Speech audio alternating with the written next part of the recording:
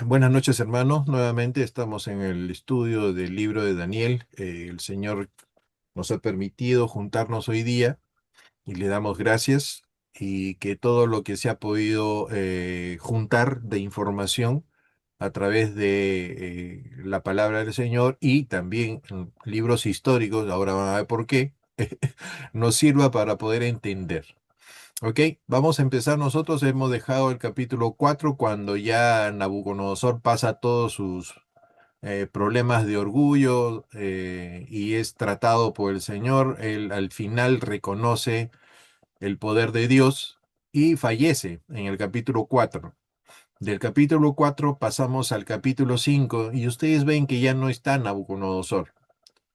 Si ustedes han tenido la oportunidad de poder adelantar o leer el capítulo 5, es un salto al vacío. Es como decir, uy, se acabó Nabucodonosor, ¿cuál es más la historia? ¿De dónde sacamos la historia para poder entender el primer versículo del capítulo 5?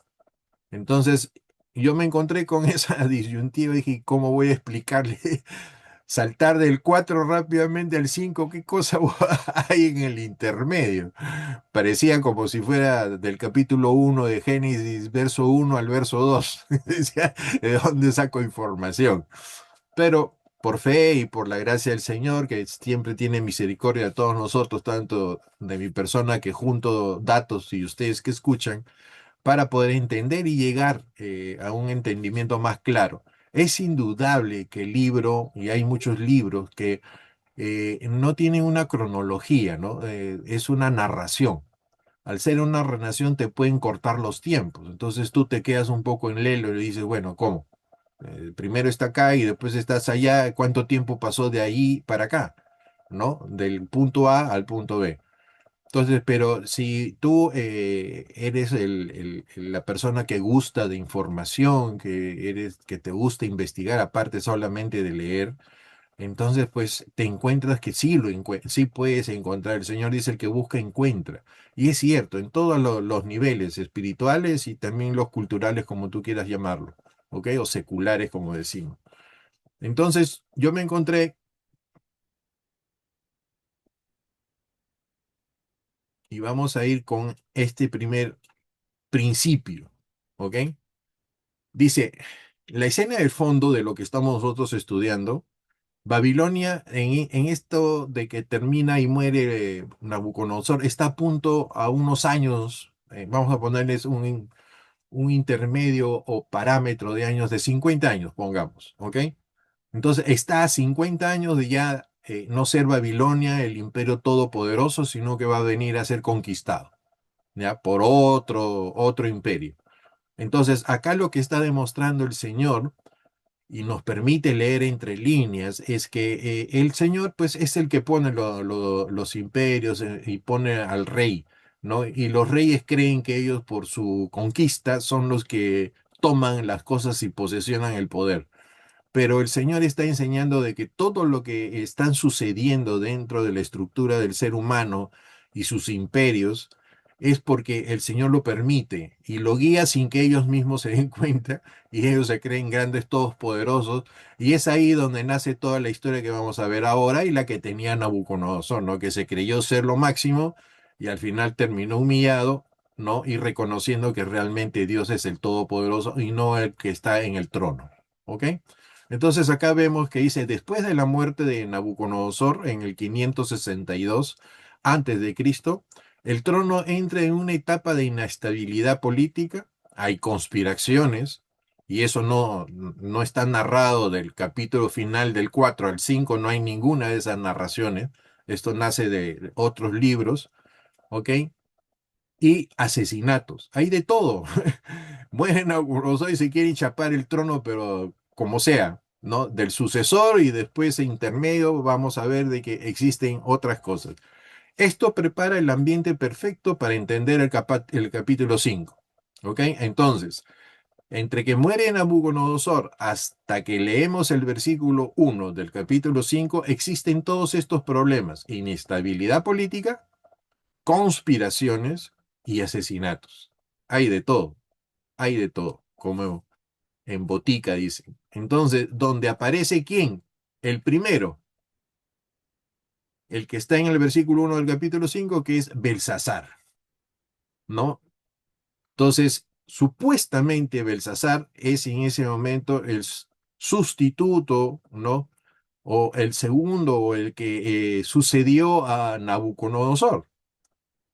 Pero según la historia y según lo que he podido sacar datos, vamos a encontrar muy interesante cómo es esa posesión en el trono, ¿ok? Y se encuentra pues este personaje en el capítulo 5 de frente con una celebración en la fiesta. Y de todo está el capítulo 5 en torno a eso y es en torno a lo que ustedes siempre han escuchado ya porque se les ha enseñado hace mucho tiempo. El pastor ha predicado Antiguo Testamento.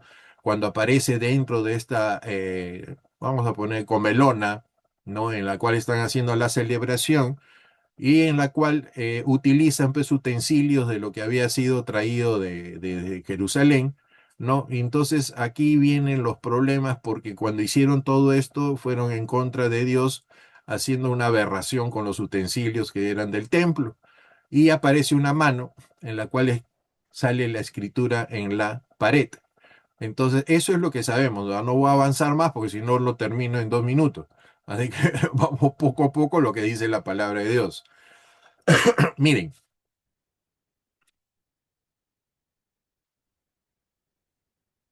aquí hemos hecho una pequeña línea de tiempo porque ya hemos visto el capítulo 4, ¿ok? Y vamos a agarrar el capítulo 5. Hemos visto en el capítulo 4 que quien estaba gobernando Babilonia en ese momento es Nabucodonosor. Él tiene un sueño. En ese sueño, el Señor le muestra su poderío que él en ese momento tenía, pero le muestra de que todo eso iba a ser destruido. En la humillación que él tiene porque no reconoció al Señor en ese momento, Nabucodonosor pasa un problema de que vamos a poner así, baja hasta el nivel de los animales y pasa un tiempo fuerte de humillación para que él pueda reconocer a Dios como Señor, ¿no? Como el Dios todopoderoso, más que todo, ¿ok? Cuando pasa todo eso, él después de este tiempo que fue dado, ¿no? Que decíamos que es de 7 años, eh, él toma nuevamente la actitud de rey, pasa unos años, ¿no? Y es restaurado el rey y de ahí continúa toda la explicación hasta el capítulo 4 donde desaparece por completo y sabemos que él fallece después de esos años ya de reposición de ser rey. Después de todo ese proceso, la muerte de Nabucodonosor entra en el capítulo 5 un personaje que no sabemos de dónde salió hasta ese instante. Ahora lo vamos a ver por qué salió este señor.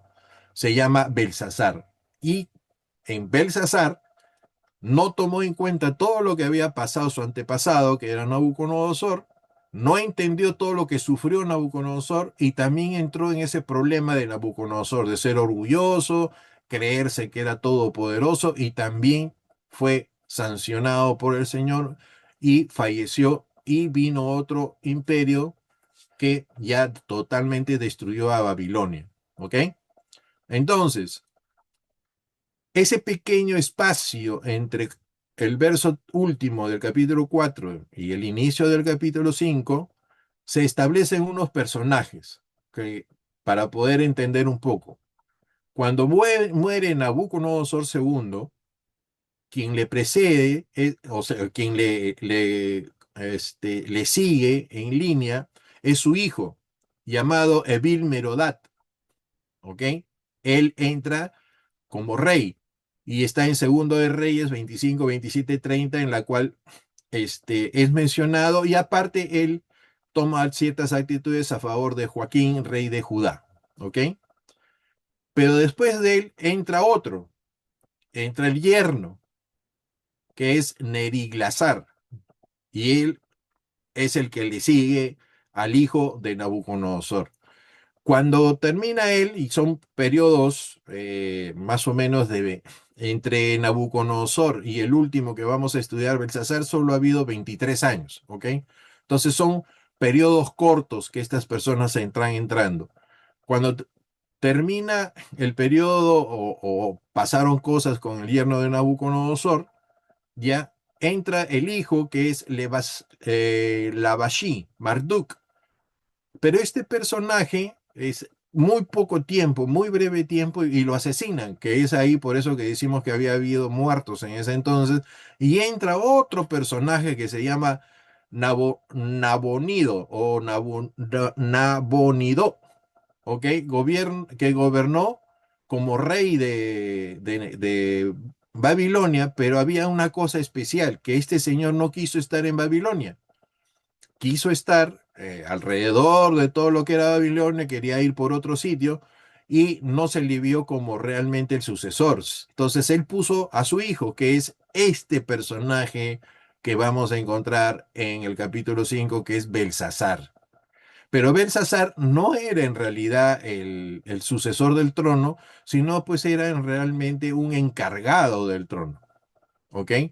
Entonces, pero la misma palabra de Dios no lo toma a Nabonido, sino lo toma a su hijo Belsasar. Y no lo toman en cuenta Nabonido porque no está en Babilonia, está en las afueras de Babilonia. Y quien está en el trono es Belsasar. Y donde ocurren estos hechos que vamos a narrar es en Babilonia. ¿Ok? Por eso se empieza la narrativa entonces en el capítulo 5 con este personaje. Entonces, si nosotros vemos cómo va la secuencia, llegamos a Belsasar porque todo esto fue lo que fue pasando de tal tiempo a tal tiempo. ¿Ok? 562, 560, 56, 59, casi más o menos un promedio de 3, 4 años más o menos. Y llegó a Belsasar. ¿Ok? Ahora, estos personajes se encuentran en la palabra de Dios, en la Biblia, ahí donde les he puesto para que ustedes puedan ver, excepto el hijo que murió y el mismo Nabononido. ¿Ok? Pero todos los demás sí están mencionados en la Biblia, ¿no? El último, Belsasar, está directamente en el capítulo 5 que vamos a hablar.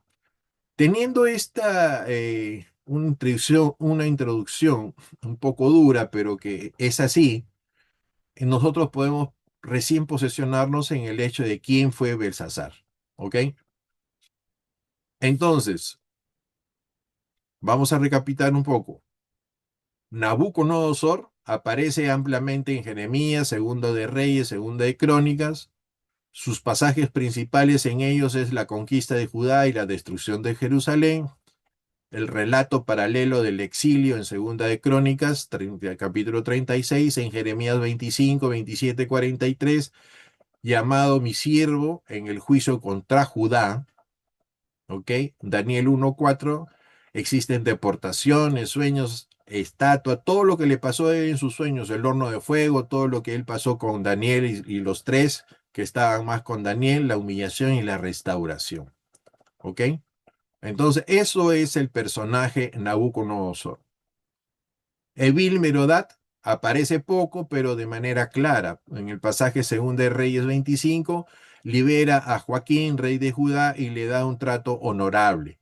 ¿Ok? En Jeremías 52:31, el relato paralelo del mismo evento.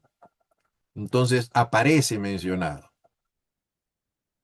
El tercer personaje es Neriglesar. Este nombre aparece en forma de Nergal Sarecer, un oficial babilónico que participó en la toma de Jerusalén.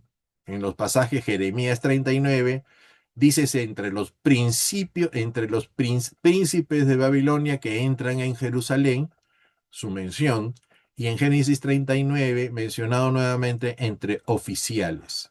¿Ok? Nota, miren lo que dice. El Neriglesar histórico fue rey después de Vilmerodát. En la Biblia aparece como oficial militar, pero es el mismo nombre babilónico. Entonces, así sucesivamente todos los que les he mostrado donde aparecen en la Biblia. Aquí, Lavashi, Marduk no aparece en el Antiguo Testamento, es conocido solo por fuentes históricas babilónicas. ¿Ok? Reinó muy poco tiempo, la Biblia no lo menciona. Nabónido y Belsasar, en la Biblia aparece solo Belsasar. como el hijo y corregente bajo Nabónido. Los pasajes, bueno, son los actuales que vamos a ver ahora, capítulo 5 y los posteriores, capítulos 7 y 8. Nabonio no aparece mencionado en el nombre de la Biblia, aunque históricamente fue el último rey oficial de Babilonia. Pero como les digo, como no reinaba en Babilonia y estaba en los alrededores haciendo otras cosas y buscando más conquistas, el que aparece es Belsasar. ¿Ok? Empezamos entonces. Capítulo 5. El rey Belsasar hizo un gran banquete a 1000 de sus príncipes, y en presencia de los 1000 bebía vino. Belsasar, con el gusto del vino, mandó que trajesen los vasos de oro y de plata que Nabucodonosor su padre había traído del templo de Jerusalén, para que bebiesen en ellos el rey y sus grandes, sus mujeres y sus concubinas. Entonces fueron traídos los vasos de oro que habían traído del templo de la casa de Dios que estaba en Jerusalén, y bebieron en ellos el rey y sus príncipes, sus mujeres y sus concubinas. Bebieron vino y alabaron a sus dioses de oro y plata, de bronce, de hierro, de madera y de piedra. El banquete principal de Belsasar revela la combinación de su arrogancia, ¿ok? La profanación por haber usado estos utensilios del templo de Jerusalén dedicados a Dios, y la falsa seguridad que él proporcionaba y que prepara el escenario para la intervención de Dios. Esto es un supuesto, pero para que no nos vayamos a dormir, estemos un poco abiertos de cómo era esta reunión. Estaban sus dioses ahí, ¿no? Todos estaban celebrando y aparte trajeron todos los utensilios del templo para celebrar con esos utensilios. Estaban haciendo una profanación, ¿ok? Entonces, seguimos. Verso 1. Belsasar organiza un banquete. ¿Para qué? Para 1000 príncipes, un número exagerado que refleja ostentación y propaganda política. Ya les he mencionado de que había un intríngulis ahí de cosas de que quién quería ser ahí en la posesión y el poder, ¿no? Entonces, habían problemas internos, religiosos, políticos, ¿no? Y todo esto entonces era manipulado en ese momento por Belsasar. El texto enfatiza que el rey bebía en presencia de ellos, mostrando que él mismo lideraba el exceso, ¿no?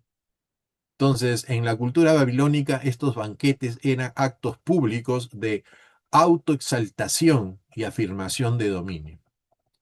En estos momentos empieza toda esta narrativa para nosotros, pero vemos de que cuando concluyamos, él empieza cavando lo que diríamos su tumba. ¿Ok? Verso 2 dice, con el gusto del vino, indica que el juicio del rey estaba nublado, o sea que ya había bebido demasiado, por no decir otra palabra. Estaba bajo un estado, bajo ese estado ya de exceso de vino, ordena traer los vasos sagrados del templo de Jerusalén, objetos consagrados para el culto de Yahvé. Este acto no fue casual, fue una decisión deliberada de profanación, un desafío directo al Dios de Israel. ¿Ok? Él estando con sus dioses, estando dando vivas a sus dioses terrenales de madera, de plata, no quiso de alguna forma no mostrar su poderío encima de Dios sobre todas estas cosas, trayendo estos utensilios. Él sabía de dónde venían estos utensilios y para quién estaban dedicados. El verso 3. Los vasos son traídos y todos participan, el rey y los príncipes, las mujeres y concubinas. O sea, todos están mezclados en ese problema. La profanación deja de ser un acto individual y se convierte en un pecado comunitario. Entonces, toda Babilonia, ¿ok? Liderado indudablemente por el monarca. El contraste es fuerte. Objetos dedicados al Dios Santo usados para un ritual pagano y desordenado. Todo lo que había ahí internamente. El verso 4. Idolatría abierta y descarada. El Señor no hace juicio, no, ni sentencia si es que no hay idolatría. La idolatría es ir en contra de él mismo, ¿no? Entonces, esta idolatría que estamos viendo nosotros acá nos muestra de que todas estas imágenes y todo ya no están en el exterior, sino para nosotros nos toca ver en nuestro interior. ¿Ok?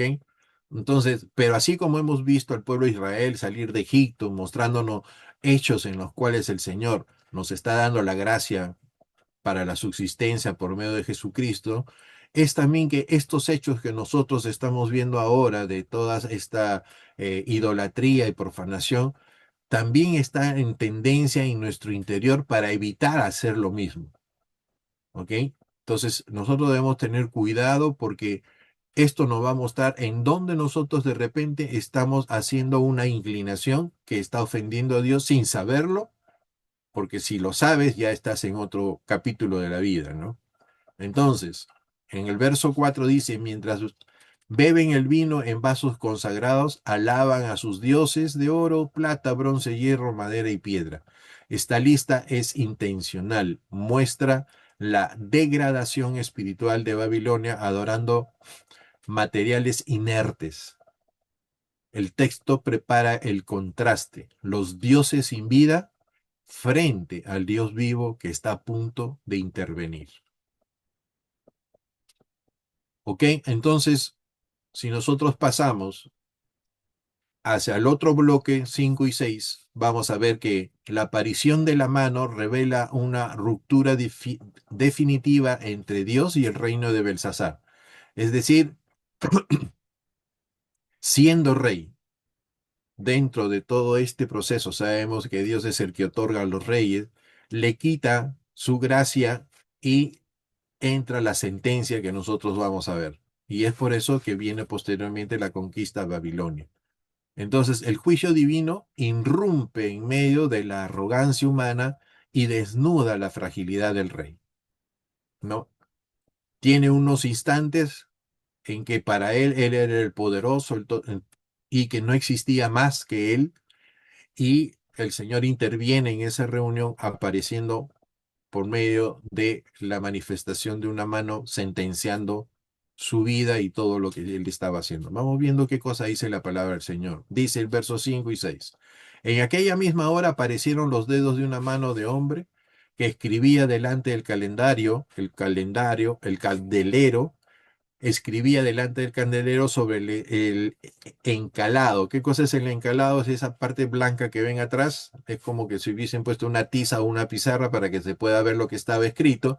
Y aparte el candelero estaba alumbrando esencialmente ese momento para que todos vieran la sentencia que Dios estaba haciendo.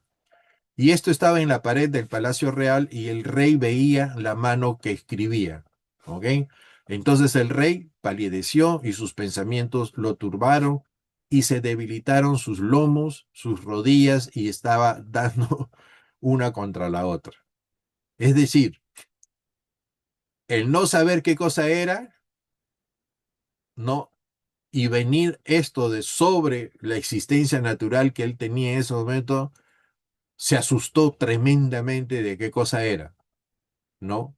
Y hace recordar a los sueños que tuvo Nabucodonosor, que al no entender, él estaba en angustia, ¿no? Hasta que Daniel le daba la sentencia, ¿no? O la interpretación del sueño. Y él está pasando por lo mismo. Entonces, ¿qué más dice la palabra del Señor? En el verso 5 la irrupción divina en aquella misma hora, dice, la frase en aquella misma hora conecta directamente el acto de profanación con la respuesta de Dios. A un acto negativo, a un acto de profanación, Dios no espera. Inmediatamente, ¡boom!, sucede su presencia para poner las cosas en su sitio. No hay demora, advertencia ni proceso, el juicio es inmediato. La intervención ocurre en el mismo salón del banquete donde el pecado se estaba celebrando. Los dedos de una mano, a ver, los dedos de una mano es un símbolo de juicio personal. Ya, es una señalación, no necesitaba estar toda la presencia o toda la persona de Dios. Bastaba con el dedo que señalara lo que estaba en contra de Dios mismo. Entonces, no aparece, dice, un ángel ni una visión completa, no era necesario, solo los dedos de una mano de un hombre. Esto enfatiza que la acción es intencional, precisa y dirigida, o sea, sentenciada. No hay más, no hay otra forma de poder interpretar, porque si hubiese sido quizás un ángel o esto, tú hubieses visto todo lo que estaba alrededor de esto, pero Dios puso solamente el dedo para señalar el gran problema que se estaba suscitando y la sentencia para el rey. La mano describe delante del candelero, es decir, en el lugar más visible del salón, ¿ok? Las cosas claras, inmediatamente sentenciado.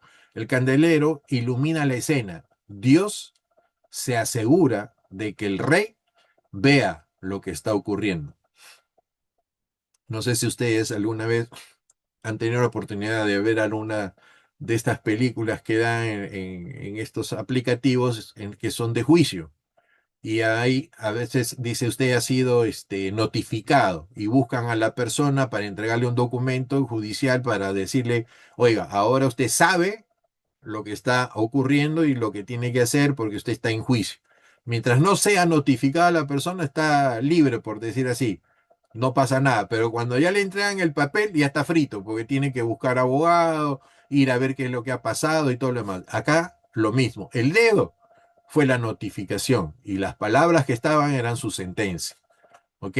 Entonces, lo vamos a seguir viendo. La pared encalada o pintada en el Palacio Real. El texto especifica que la escritura aparece sobre el encalado de la pared una superficie blanca. Esto resalta el contraste, ¿no?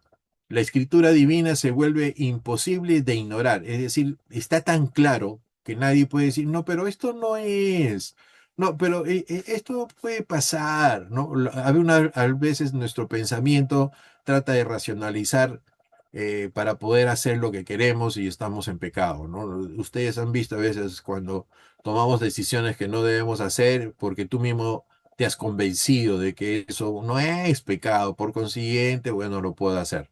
No está en la Biblia escrita, ¿no? No dice en la Biblia eso. Entonces, ese es el escape que nuestra naturaleza pecaminosa siempre busca para hacer lo que quiere, pero el Señor ha puesto en nosotros su espíritu, ¿no? Entonces, nosotros podemos no estar en esta situación y podemos decidir lo mejor. Dice, la pared del palacio, símbolo de poder y seguridad, se convierte en un lienzo del juicio. ¿Ok? Entonces, vamos viendo poco a poco lo que va pasando en esta narrativa. Ya está el rey en una reunión, hizo profanación trayendo los utensilios del templo del Señor, y el Señor esto totalmente eh, ha hecho juicio inmediato. Ya vamos a ver lo que va a pasar más, y le señala la palabra, la ley, le señala en ese momento la letra que está sentenciando su acto que no debió hacer con toda la gente que estaba en ese momento. Verso 6 dice el impacto psicológico del rey. El versículo describe la desintegración emocional y física. El rey palideció, su rostro pierde color, señal de terror súbito, una angustia. Y la angustia viene cuando tú no sabes lo que está pasando. O sea, no sabes, no lo entiendes. Sabes bien que es algo que está en contra de lo que estás haciendo, pero no lo entiendes qué cosa es. ¿Ya? Después viene sus pensamientos lo turbaron. Está pensando un montón de cosas. ¿Qué será esto? Me están aquí. ¿Quién viene a decir esto? ¿Qué cosa significa? ¿Qué está pasando? Pero sabía bien que todo lo que él había hecho, agarrar los utensilios del templo y profanar a Dios. O sea que sabía bien internamente que le estaba pues llegando la guillotina, pero no lo entendía lo que estaba ahí escrito. Sus pensamientos lo turbaron. Su mente se llena de confusión, ansiedad y pánico. Es indudable. Se debilitaron sus lomos, expresión hebrea que indica pérdida de fuerza, casi colapso, ¿no? Esa que cae en la depresión inmediata, que boom, no tiene fuerzas, no se sostiene, sabe lo que le va a pasar, le tiene temor a lo que le viene, ¿no? Y bueno, cuando le van a decir lo que está ahí, peor todavía. Pero bueno, entonces ya estaba su angustia en su corazón. Sus rodillas daban la una contra la otra, es un temblor incontrolable, miedo paralizante. No sé, será pues me imagino que cuando a nosotros estamos limpiando la alacena, sacando platos y aparece una tarántula, ¿no? ¿Cómo te, cómo te asustas? Lo mismo para él habrá sido algo así, que ha sido un susto de improviso, ¿no? Al no saber, ¿no? Entonces, pero internamente ya tiene ya la sentencia porque en su interior sabía que él se había pasado de la raya, ¿no? Se había pasado para algo que no debió hacer. Eso sí sabía. En su egocentrismo, en su profanación y todo, uno sabe lo que está haciendo, no es que no sabe, ¿no?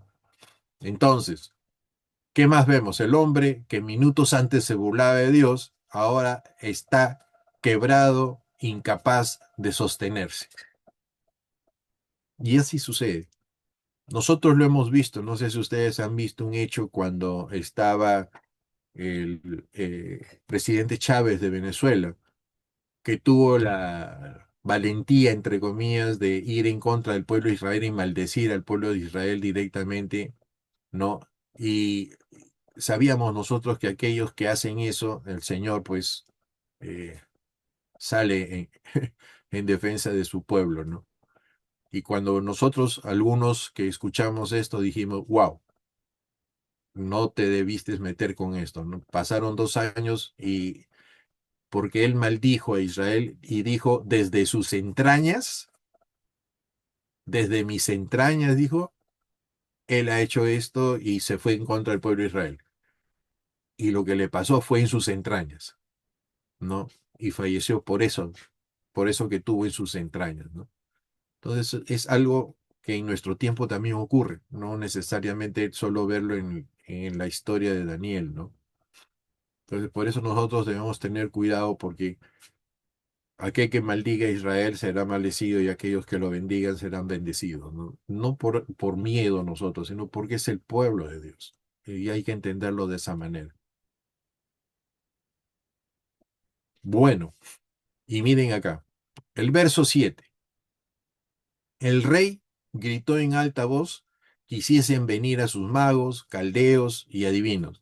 ¿Les hace notar algo del verso 4 que cuando estaba Nabucodonosor, cuando empezó con todos sus problemas, que llamó a toda su ratafila de magos y todo lo demás para que le dijeran sus sueños? Lo mismo está pasando acá. Y dijo el rey a los sabios de Babilonia, cualquiera que lea esta escritura y me muestre su interpretación, será vestido de púrpura, ¿no? Un collar de oro llevará en su cuello y será el tercer señor del reino.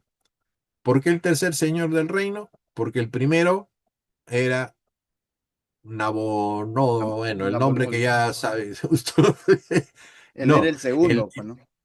claro, y él era el segundo encargado, ¿no es cierto? Entonces el tercero iba a ser el que pudiera leer esto, ¿no? Bueno, vamos viendo ahorita.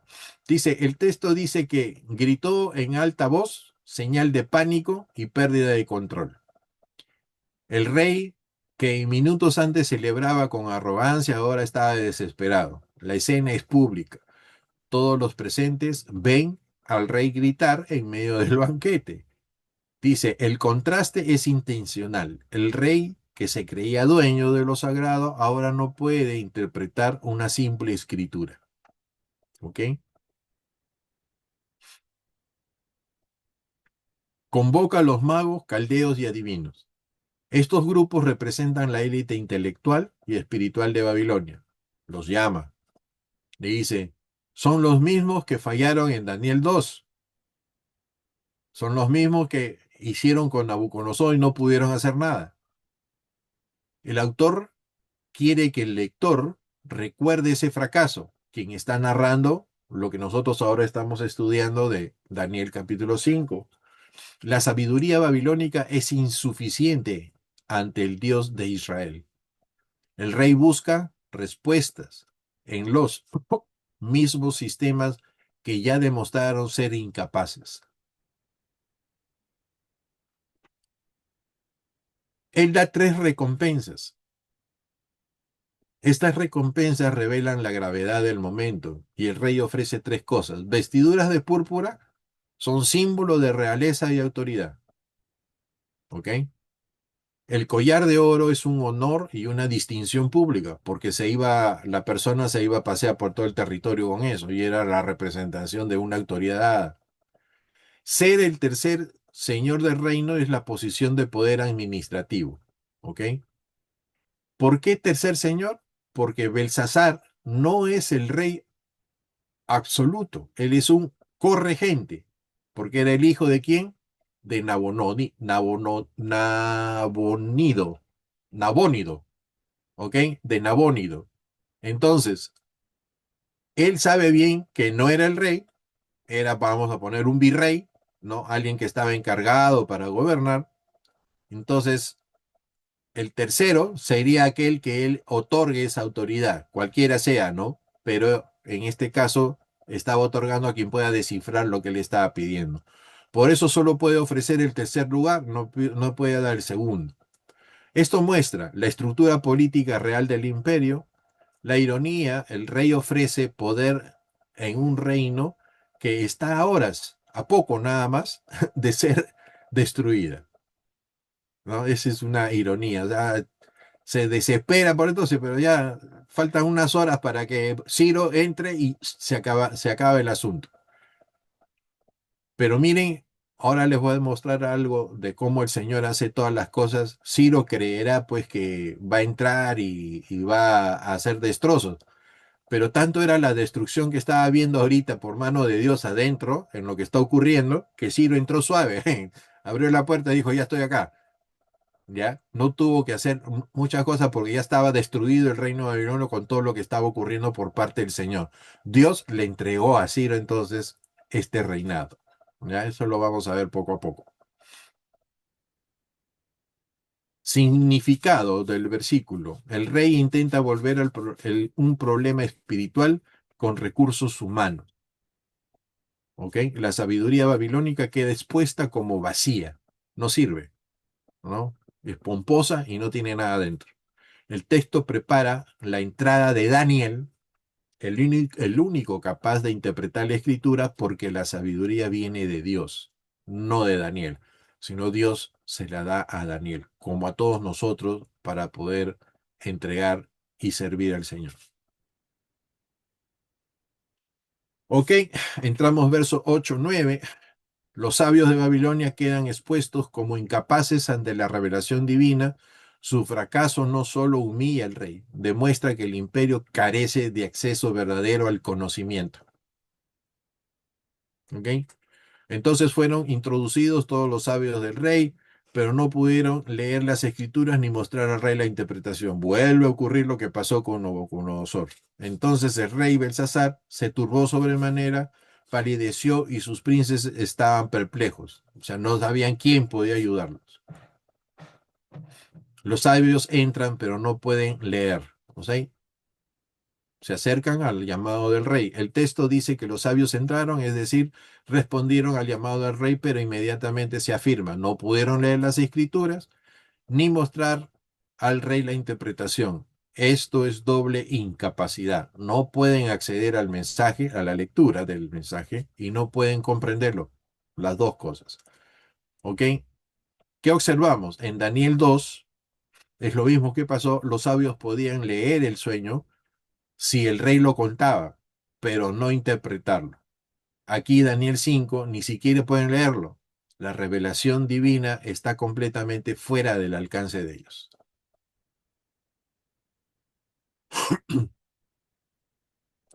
El fracaso es público y humillante. El rey ha gritado, ha prometido recompensas, ha ofrecido poder. Los sabios llegan ante toda la corte reunida y fallan delante de todos. ¡Wow! Esto no es solo un fracaso técnico, es un colapso institucional. Todos ellos quedan al descubierto y ven su realmente naturaleza delante de la sentencia de Dios. El sistema religioso, mágico y adivinatorio de Babilonia queda expuesto como inútil en el momento más crítico del reino.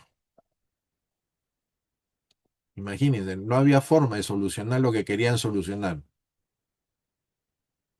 Dios había expuesto su sentencia y tenía que venir alguien de parte de Dios para poder también decir lo que estaba, porque ningún hombre podía interpretar lo que Dios estaba sentenciando, sino él mismo. Así como nosotros nos muestra el Señor su palabra, que ha sido, dice, la palabra de Dios es inspirada por el Espíritu Santo. Asimismo, el Espíritu Santo nos ayuda en la revelación de la palabra para poder nosotros entender y enseñar. No es un raciocinio, no es una capacidad intelectual, no es un proceso conceptual que uno haya tenido en el tiempo de leer cosas. Es porque el Señor te va mostrando, por su misericordia te va mostrando de a poquito, porque no te puede mostrar todo, porque Él es soberano y Él solo hace lo que Él desea que nosotros podamos entender. Entonces, y lo poco que nos ha dado para entender es para poder guiarnos y llevarnos a ser y estar a la medida que el Señor quiere para que podamos hacer las cosas que Él quiere. O sea que nosotros no aprendemos para saber, sino aprendemos para hacer la voluntad de Dios, que es diferente. ¿Ok? Sí, David, quizás acotar algo ahí, ¿no?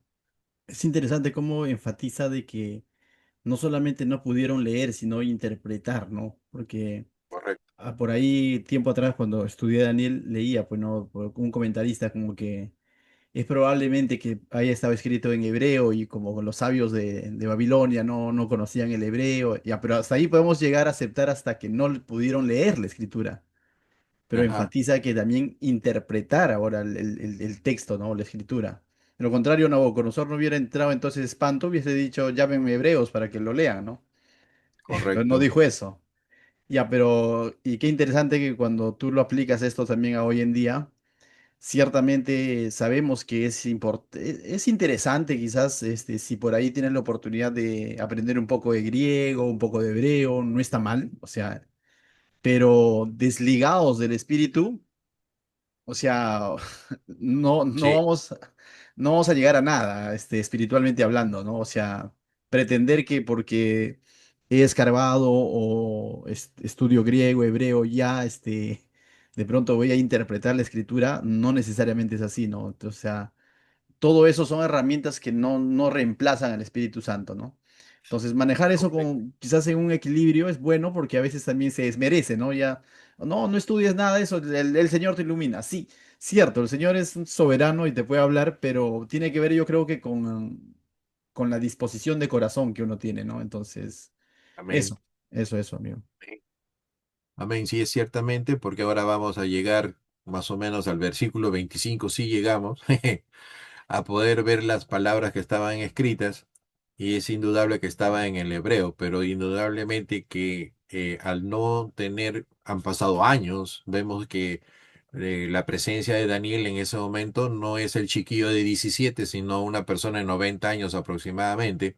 Entonces es un lapso largo en que la cultura babilónica es la que está en la supremacía, y entonces eso que dices tú del hebreo pues está un poco oculto, por decir así. ¿No? Pero si bien es cierto, dentro de esta literatura para Daniel era poder leer, pero la revelación indudablemente venía de parte del Señor. Entonces vemos que sí, había varias cosas que se acoplan para la manifestación de que Dios es el Dios todopoderoso, y todo, bueno, está dedicado para que sus siervos puedan desarrollar lo que Dios quiere, porque quien en realidad da la iluminación de las cosas es el Señor, ¿no? eh, Tampoco la iluminación que nosotros hablamos es porque tú tienes, pues, no sé, algo especial, ¿no? La iluminación es cuando Dios te permite entender, esa es la iluminación. Es decir, cuando sale tu raciocinio y el Señor te abre tu mente para poder entender y abre tu corazón, entonces ese es el proceso natural. A veces lo hacemos muy, cuando expresamos, no queremos dar a entender que hay que ser muy especial para que una revelación pues venga así con luces, truenos y cosas como fue con Moisés. No, ahora la naturalidad está porque está dentro de nosotros. Él es el Espíritu Santo que nos está mostrando. Dice, y en aquel tiempo pondré su mente y en su corazón sus leyes, dice el Señor. Ya no están afuera. Si bien es cierto, leemos la palabra de Dios, pero Él ya las ha puesto en nuestro corazón por medio de su Espíritu Santo, que es el mismo poder que hizo la resurrección de nuestro Señor Jesucristo. O sea que tenemos ese poder total que debemos tener fe, que cuando nosotros leemos la palabra de Dios, no por leerla, sino en disposición de corazón, el Señor es magnífico en darnos las cosas para poder entender, porque el Señor quiere que nosotros estemos siempre a la par de su voluntad. No, una cosa es que no querramos o seamos flojos en seguir lo que tenemos que hacer con respecto a lo que Dios manda y después somos confrontados y somos lo mismo que sucede acá. O sea, si tú te vas por un sitio vas a tener que ser llamado la atención. O sea, todo es un proceso de Dios que dice que Él es el que va a ser por medio de su espíritu que nosotros terminemos la buena batalla, la buena tarea para poder llegar, ¿no? Aquel que empezó en nosotros, ¿no? También va a terminar eso. O sea, debemos confiar en que el Señor es que hace todo en nosotros, pero tenemos que colaborar con eso, ¿no? O sea, el Señor no nos arrastra, ¿no? El Señor nos convence, nos redarguye, dice su palabra en 2 de Timoteo 3:16, ¿no? Entonces, ese convencimiento, pero viene de qué? De una aceptación, de un conversatorio, de prestar atención de lo que te está diciendo la otra persona para que tú también puedas refutar y de dentro de refutar en las cosas tú llegues a ser convencido. ¿Por qué? Por el poder del Espíritu Santo.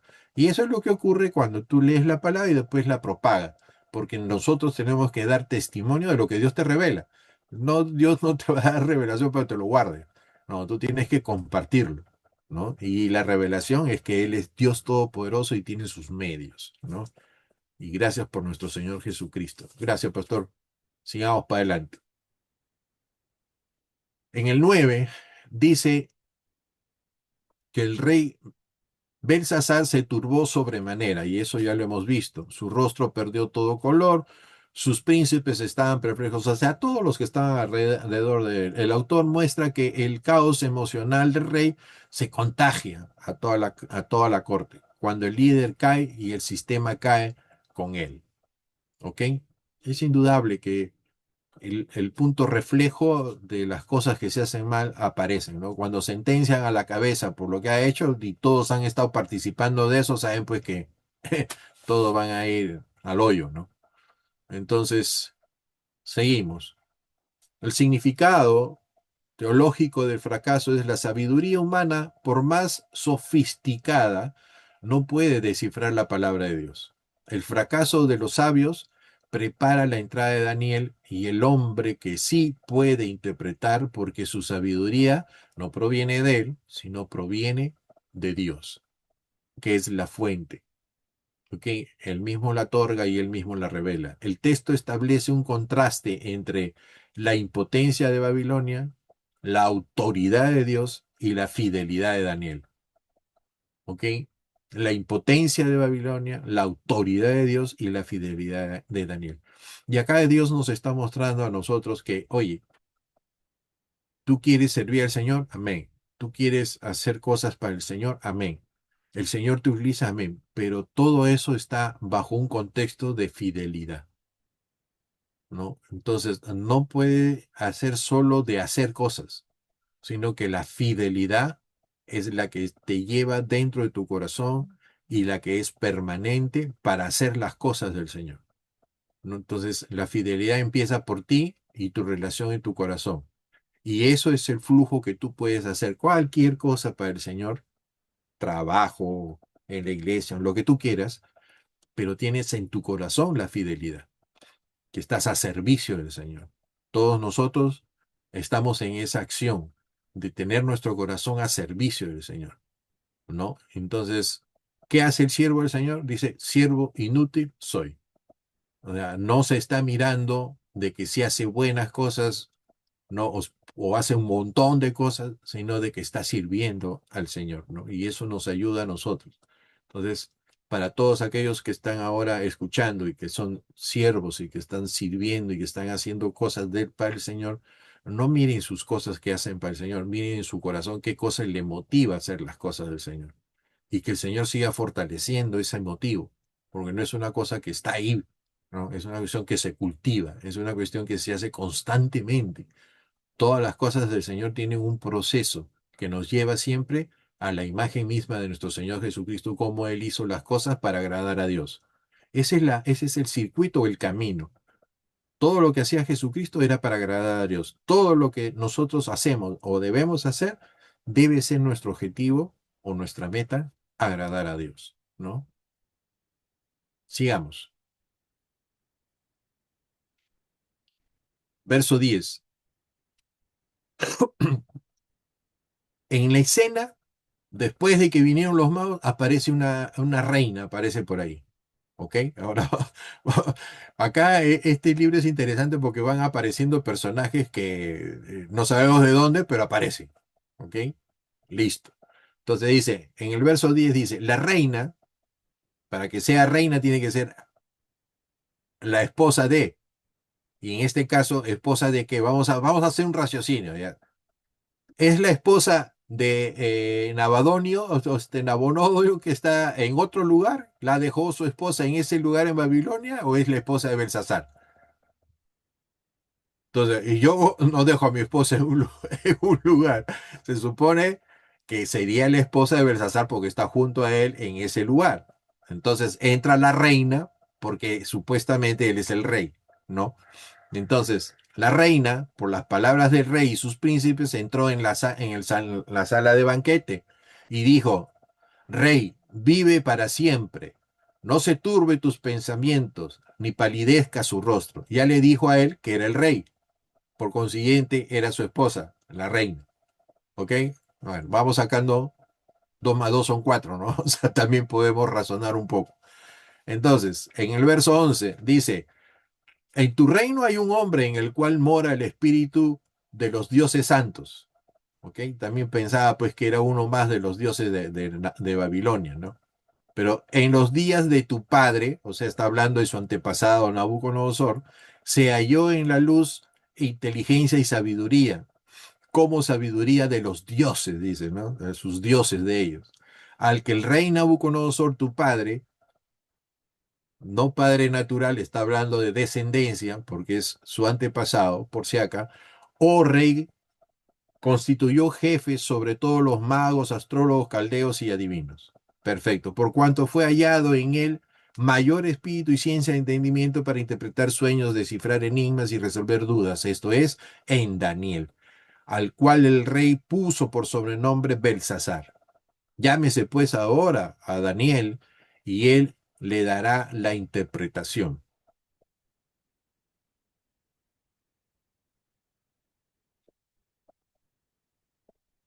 La reina recuerda lo que el rey olvidó, adrede o no, pero olvidó. Y ella dice, en tu reino hay un hombre. Este es un golpe narrativo fuerte. El rey no recuerda a Daniel, los sabios no mencionan a Daniel, la reina sí lo recuerda.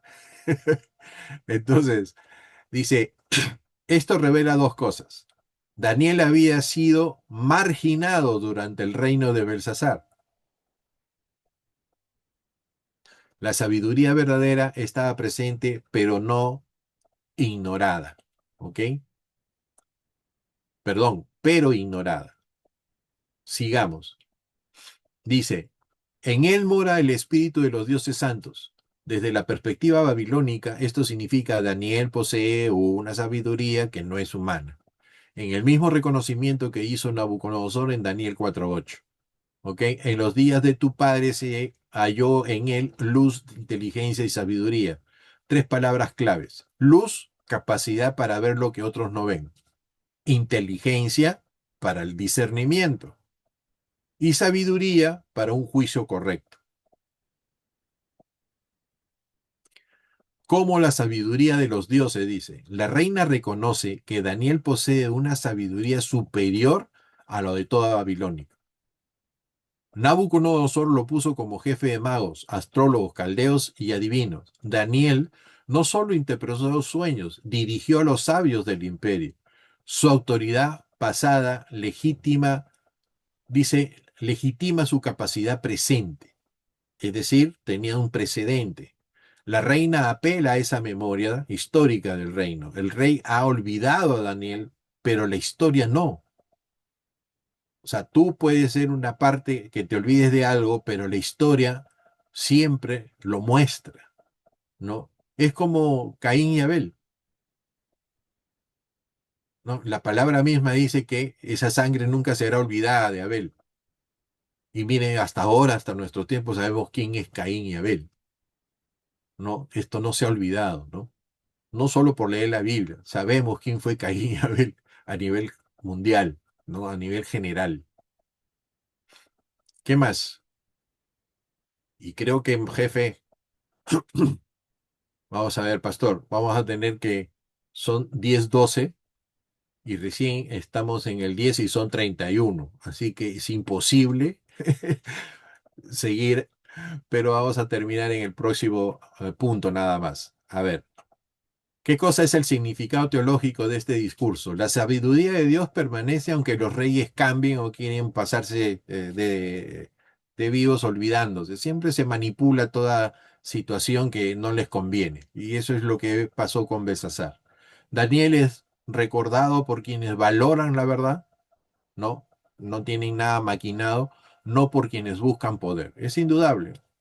¿Ok? La reina actúa como un testigo histórico, trae de atrás, ¿no? Para que mostrar lo que ese poder puede hacer y favorecer ahora al rey, la fidelidad de Dios en generaciones pasadas. El contraste es claro, los sabios del reino fallan, como siempre, la reina recuerda, trae la historia y Daniel la interpretará, ¿ok?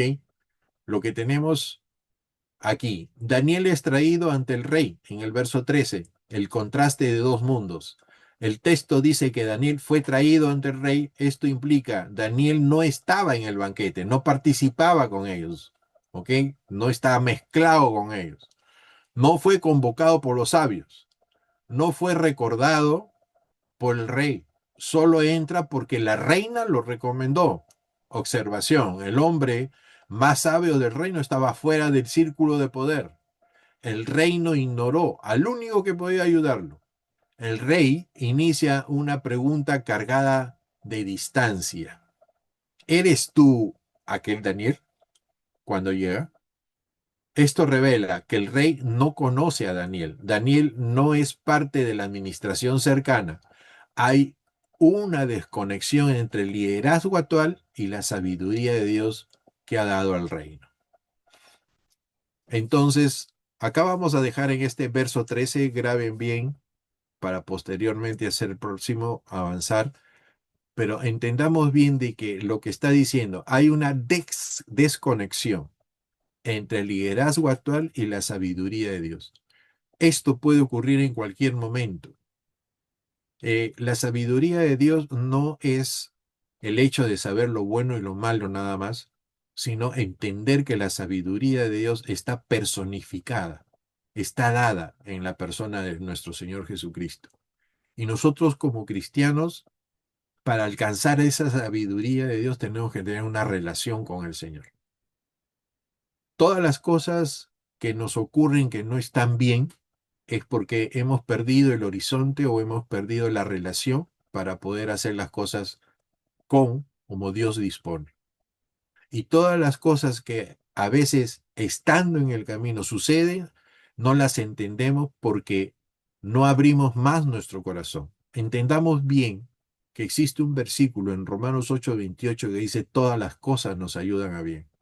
Entonces, entendamos bien que nuestro proceso de educación todavía no ha terminado. Nuestro proceso de formación todavía no ha terminado. Y lo que tenemos que poner es disponer como Daniel su corazón para servicio de las cosas de Dios, aunque no sean reconocidos. Nuestro trabajo no está de que yo hago cosas para que me reconozcan o me llamen. Nuestro trabajo está para agradar a Dios, primer lugar, segundo lugar y tercer lugar. Lo demás, como dice el Señor, vendrá por añadidura. Nosotros en nuestro trabajo secular, de liderazgo, de la iglesia, siempre seamos honestos con el Señor. Yo hago esto, papá, para ti. Y el Señor se encargará si los ojos de quienes tienen que ver verán este de acá y te llamarán al servicio un poco mayor. Pero como personas cristianas, que lo que tenemos que hacer es el reconocimiento de Dios, debemos estar trabajando en todas las partes de nuestra vida para que el Señor nos reconozca. Y no nos reconozca para darnos premio, nos reconozca porque nos está conociendo, que sí somos de Él. Y eso lo hemos hablado en las clases pasadas. No nos preocupemos tanto de hacer las cosas para que nos reconozca, sino que realmente nos conozca el Señor, que cuando estemos delante de su presencia, Él diga, ah, sí, yo te conozco. No que nos diga, no te conozco, y tú traigas todo el currículum vitae en tu brazo, diciendo todo esto he hecho por ti, Señor. Entonces, que el Señor nos guarde de malinterpretar nuestras formas. Todo lo que nosotros hacemos es para el Señor, pero seamos humildes en lo que hacemos. No nos pavoniemos de las cosas que hacemos del Señor. Seamos humildes en el sentido de entender que lo que hacemos no es por nuestras propias fuerzas, sino porque Dios lo ha permitido, porque nos ha dado vida hasta ese momento. Que el Señor los bendiga. Pastor, hasta la próxima clase. Gracias, David. Bien, hermanos, vamos a orar para terminar este tiempo y luego tenemos un tiempo para poder comentar un poco más, quizás. Padre, te damos gracias, Señor, por tu palabra. Nos hablas claramente, Señor, a cada uno de nosotros y ayúdanos, Señor, a poder interiorizarlo en nuestra mente, en nuestro corazón y sobre todo practicarlo, Señor. Tu propia palabra dice, Señor, que debemos ser más que oidores, hacedores, Señor. Es decir, vivir tu palabra, Señor, atesorarlo a tal punto de vivirlo, Señor. En el nombre de Jesús te doy gracias y gracias por la vida de David, Señor, quien has usado esta noche para poder hablarnos. En el nombre de Jesús, amén.